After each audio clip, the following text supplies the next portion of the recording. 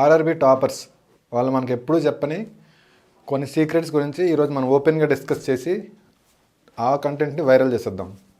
Okay, welcome to tenacity education. అసలు ఎప్పుడైనా interest చూస్తే సివిల్స్ కానీ ఐఏఎస్ కానీ టాపర్స్ ఇంట్రెస్ట్ చూస్తే వాళ్ళు ఏ బుక్స్ చదివారు చెప్తారు కానీ ఎలా చదివారు అనేది చెప్పరు. ఈరోజు మనం ఆ టాపిక్స్ అన్ని డిస్కస్ చేద్దాం. ఈ వీడియోని లాస్ట్ వరకు చూస్తే మీకు కాంపిటేటివ్ ఎగ్జామ్స్ మీద ఉన్న ఒక పర్సెప్షన్, ఒక యాంగిల్ మారుతుంది అన్నమాట ఖచ్చితంగా. Okay, first motivation. అసలు మీరు ఈ ఎగ్జామ్ ఎందుకు స్టార్ట్ చేద్దాం అనుకున్నారు? అసలు మరి ఎగ్జామ్ ఎందుకు రాద్దాం అనుకున్నారు? అది సివిల్స్ కానీ ఐఏఎస్ కానీ లేకపోతే గ్రూప్ 1 కానీ గ్రూప్ 2 కానీ లేదా రైల్వేలో ఏఎల్పీ కానీ ఎన్టీపీసీ కానీ గ్రూప్ డి కానీ టెక్నీషియన్ కానీ ఏదైనా ఎగ్జామ్ మీరు ఎందుకు రాద్దాం అనుకున్నారు? ఫస్ట్ ఎందుకు రాద్దాం అనుకున్నారు? మీ పేరెంట్స్ని హ్యాపీగా చూద్దామనా, లేకపోతే మీరున్న కమ్యూనిటీలో లేదా మీరున్న ఏరియాలో మిమ్మల్ని మీరు ప్రూవ్ చేసుకుందామనా, లేకపోతే లైఫ్ లాంగ్ హ్యాపీగా ఏ టెన్షన్ లేకుండా పర్మనెంట్ సెటిల్మెంట్ కోసం చూస్తున్నారా, లేకపోతే మీకు ఒక అథారిటీ పవర్ చూపించాలనుకుంటున్నారా, లేదంటే మీరు సర్వీస్ ఇవ్వాలనుకుంటున్నారా గవర్నమెంట్కి అనేది మీరు ఏదో స్టార్టింగ్లో ఒకటి ఏమనుకొని మీరు ఖచ్చితంగా ఇందులోకి దిగుంటారు, ఇది స్టార్ట్ చేసి ఉంటారు. ఆ మోటివేషన్ని ప్రతిరోజు మీరు అనుకుంటూ ఉండాలి. వాళ్ళు ప్రతిరోజు మోటివేట్ అవుతుంటారు. వాళ్ళే ఎవరో బయట నుంచి వచ్చి మోటివేట్ చేస్తున్నారు. సెల్ఫ్ మోటివేషన్, వాళ్ళే మోటివేషన్ అవుతుంటారు. సో వాళ్ళు మోటివేట్ అవుతుంటారు, మోటివేట్ చేసుకుంటుంటారు కాబట్టి టాపర్స్ అవుతారు వాళ్ళు. ఓకే, ఇక్కడ మనం ఒక చిన్న కథ ద్వారా మనం ఒక చిన్న మోటివేషన్ క్లాస్ లాగా ఒకసారి తెలుసుకుందాం. అదేంటంటే మన అందరూ తెలిసిన కదే. ఒక నది ఒడ్డున ఒక గురూజీ సంధ్యావందనంకి వెళ్ళారనమాట.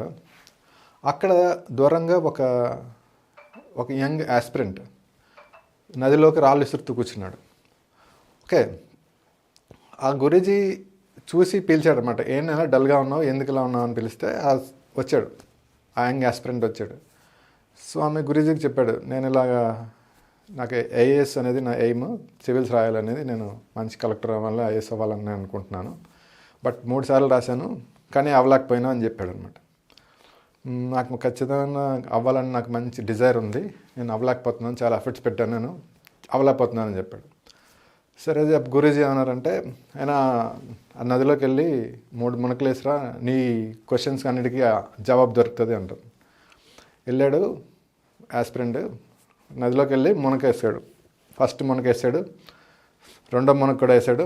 మూడో మునక దిగిన తర్వాత ఆ గురూజీ అతన్ని గట్టిగా లోపల నొక్కి పెట్టాడు, బయటికి వదలలేదు, లోపలికి వాటర్లోకి నొక్కి పెట్టాడు. అలాగా ఆ యంగ్ ఆస్పిరెంట్ ఎవరైతే ఉన్నాడో గిలగిలా కొట్టుకుంటున్నాడు అనమాట. ఎంతకీ వదలలేదు గురూజీ, ఆయన అలాగే కొట్టుకుంటున్నాడు. ఇంక ఊపిరి రావట్లేదు, విపరీతమైన పోరాటం చేస్తున్నాడు బయట రావడానికి. అప్పుడు ఒకసారి వదిలాడు గురూజీ. వదిలితే అప్పుడు అడిగాడు, ఏంటి నన్ను ఇలాగ ఎందుకు నీటిలో అలా పెట్టేశారు, నేను ఏమైపోతాను, నా ఊపిరి రావట్లేదు అని చెప్పి ఆ యంగ్ ఆస్పిరెంట్ గురూజీ మీద కొంచెం అన్నాడు. అంటే అప్పుడు చెప్పాడనమాట గురూజీ, నువ్వు ఎఫర్ట్స్ పెట్టానన్నావు, ఇంత ఎఫర్ట్స్ పెట్టావా అని అడిగాడంట. అప్పుడు ఆస్పిరెంట్కి ఒక నమస్కారం పెట్టి, డిజైర్ ఉంది నీకు, డిజైర్ సరిపోజు, బర్నింగ్ డిజైర్ ఉండాలి. ఇప్పుడు ఎలాగైతే గిలగిలగలా కొట్టుకున్నావో అంత పోరాటం చేస్తే తప్ప నువ్వు సక్సెస్ సాధించలేవు. నువ్వు ఏదైనా లక్ష్యం పెట్టుకున్నా నువ్వు ప్రతిరోజు నువ్వు ఇంత మోటివేషన్తో ఉండాలి, నువ్వు సాధించాలని బర్నింగ్ డిజైర్ ఉండాలి. ఇలాంటి డిజైర్ ఉంటే తప్ప నువ్వు అది సాధించలేవు అని చెప్పాడు అనమాట. సో ఈ కథ ద్వారా మనకు తెలిసింది ఏంటంటే, నువ్వు సాధించాలని నువ్వు ఎయిమ్స్ పెట్టుకొని వచ్చావు, నువ్వు వచ్చిన తర్వాత అదే ఎయిమ్ని కంటిన్యూ చేయాలి. నాకు ఈ చాప్టర్ రాలేదని వదిలేయడం, లేకపోతే ఈరోజు మూడ్ బాగాలేదని వదిలేయడం, ఎలా కాదు.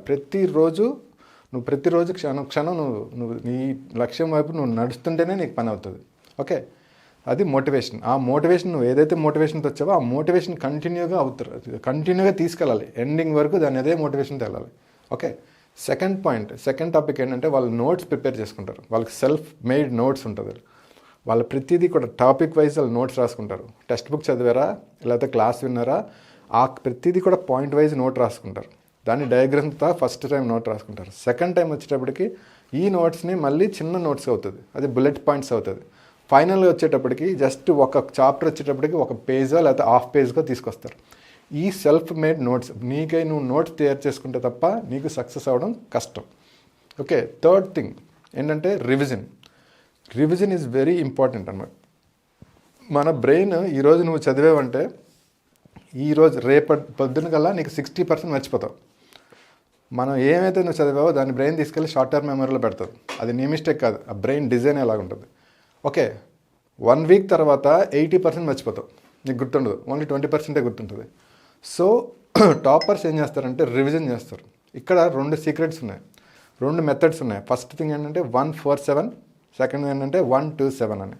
ఈ 2 మెథడ్స్ ఏంటంటే నువ్వు ఈరోజు చదివిన టాపిక్ మళ్ళీ రేపు చదివి ఇదే టాపిక్ మళ్ళీ 7th డే అంటే 1 వీక్ తర్వాత మళ్ళీ 7th డే మళ్ళీ చదివితే నీకు లాంగ్ టర్మ్ మెమరీలోకి వెళ్తుంది, బ్రెయిన్ లాంగ్ టర్మ్ మెమరీలోకి పంపిస్తుంది.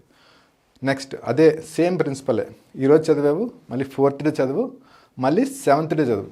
ఇలా 3 times రివిజన్ చేస్తే మీకు అది షార్ట్ టర్మ్ మెమరీ నుంచి లాంగ్ టర్మ్ మెమరీలోకి వెళ్తుంది. నువ్వు రివిజన్ చేయడం అంటే ఏంటంటే బ్రెయిన్కి ఒక సిగ్నల్ ఇవ్వడం, ఇది ఇంపార్టెంట్ అనేది సిగ్నల్ ఇవ్వాలి. ఎగ్జాంపుల్ నువ్వు చిన్నప్పుడు పేపర్ ఎప్పుడో చదివి ఉంటావు, 5th క్లాస్లోనో 4th క్లాస్లోనో ఒక న్యూస్ పేపర్ చదివి ఉంటావు. ఆ న్యూస్ ఆర్టికల్ ఇప్పుడు గుర్తులేదు కదా, గుర్తుండడానికి అవకాశమే లేదు. అంతెందుకు మొన్న చదివిన న్యూస్ పేపర్ ఈరోజు గుర్తుండదు. ఎందుకంటే బ్రెయిన్కి ఎక్కువ అది ఎనర్జీ సేవింగ్ మోడ్లో ఉంటుంది, అంటే నీకు ఈ అవసరం లేని టాపిక్స్ అన్నింటినీ కూడా ఎరేస్ చేస్తూ ఉంటుంది. సో నువ్వు చదివింది ఇంపార్టెంట్ అనేది బ్రెయిన్కి చెప్పాలంటే ఈ 1-4-7 మెథడ్ ఆర్ 1-2-7 మెథడ్ నువ్వు ఫాలో అవ్వాలి. ఈరోజు చదివింది మళ్ళీ 4th డే చదివింది మళ్ళీ 7th డే, ఆర్ ఈరోజు చదివిన 2nd డే లేకపోతే 4th, ఏదో ఒక ప్రిన్సిపల్. ఏదైనా రెండిట్లో ఒకటే కామన్ ఏంటంటే 3 times రివిజన్ చేస్తే తప్ప నీకు గుర్తుండడానికి అవకాశాలు తక్కువ. సో ఈ రివిజన్ మెథడ్ అనేది మీరు పెట్టుకోండి. ఓకే, ఈ 3rd పాయింట్ అయిపోయింది. ఇంకా 4th పాయింట్ ఏంటంటే నీకు టాపర్స్ ఎప్పుడు కూడా మీరు గమనిస్తే కట్ ఆఫ్ ఎంత, పాస్ మార్క్ ఎంత అనేది అడగరు. నీకు కట్ ఆఫ్ గురించి పాస్ మార్క్ గురించి వదిలేయండి, నీకు ఒక పోస్ట్ కావాలంతే. ఓకే, నువ్వు టాప్కి ఎయిమ్ చేయండి, మీరు టాప్కి ఎయిమ్ చేయండి అంతే తప్ప నాకు ఒక్కటే కావాలి, నాకు కట్ ఆఫ్ ఎంత అనేది మర్చిపోండి ముందు. ఇక్కడ మనం చిన్న స్టోరీ చేసుకుందాం, మీ అందరికీ తెలిసిన స్టోరీ ఇది కూడా. ఏంటంటే టాపర్స్ అనేది ఏంటి, మన పురాణంలో చరిత్రలోకి వెళ్తే టాపర్స్ ఎవరు మనకి ఒక చిన్న కథ. ఏంటంటే ద్రోణాచార్యుడు మీకు తెలుసు, కౌరవులకి పాండవులకి కలిపి మన గురుకులంలో వాళ్ళకి విలువిద్య నేర్పించారు.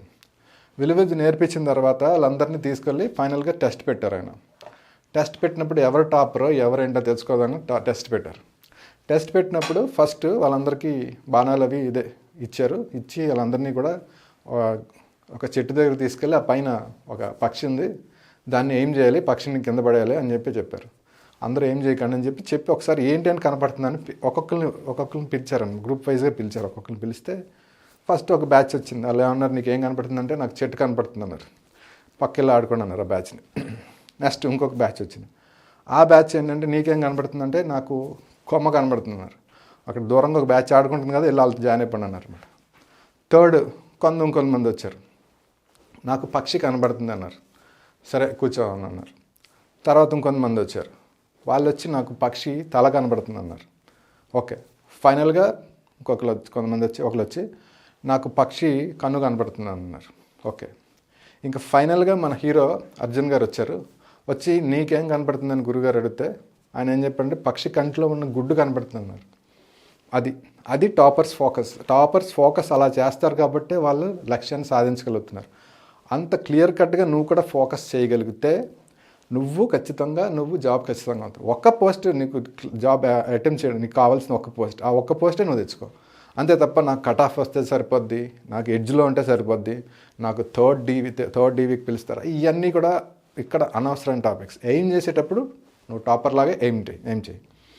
ఓకే, నెక్స్ట్ ఇంపార్టెంట్ టాపిక్ ఏంటంటే సాక్రిఫైసెస్ ఏంటంటే టాపర్స్ అందరూ అని చెప్పను, నీకు కొన్ని కావలిస్తే కొన్ని సాక్రిఫైసెస్ చేయాలి తప్పదు. అదేంటంటే కొన్ని ఫెస్టివల్స్ కానీ, కొన్ని పార్టీస్ కానీ, కొన్ని ఫ్రెండ్స్ కానీ, ఇవన్నీ కూడా కొన్ని సాక్రిఫైస్ చేయక తప్పదు. ఈరోజు పండగ ఉంది వెళ్ళలేకపోయాను, ఇవన్నీ కొన్ని సాక్రిఫైసెస్. నాకు కంఫర్ట్ జోన్ లేదు, నాకు చలేస్తుంది నేను చదవలేను, ఎండగా వస్తుంది నేను చదవలేను. సో ఇవన్నీ కంఫర్ట్ జోన్ నుంచి బయటకు వచ్చి చిన్న సాక్రిఫైసెస్ చేసుకోండి. చలేస్తుంది స్నానం చేయండి, కోల్డ్ షవర్ చేయండి, చేస్తేనే మీకు బాడీలో ఇన్ఫ్లమేషన్ తగ్గుతుంది, మీకు నిద్రపోతుంది, ఇవన్నీ ఉంటాయి కొన్ని. సో మీకు ఇష్టమైన ఫుడ్ కానీ ఏదైనా చిన్న సాక్రిఫైస్ చేసుకుంటూ ఉండండి. సాక్రిఫైస్ చేస్తేనే మీరు ఖచ్చితంగా ఇది అవుతారు. God supports to the effects. మీరు ఏదో ఎఫర్ట్స్ పెడతారో ఆ ఎఫర్ట్స్ని గాడ్ సపోర్ట్ చేస్తారు. Luck supports the Brave. అక్కడ లక్ ఎప్పుడు కూడా బ్రేవ్గా ఉన్న వాళ్ళకే ఫేవర్ చేస్తుంది. Luck favours Brave, God supports the efforts. So ఈ టాపిక్స్ని మనం టాపర్స్ ఎక్కువ ఫాలో అవుతుంటారు. సో మీరు కూడా టాపర్ అవ్వాలని కోరుకుంటూ I wish you all the very best. Thank you.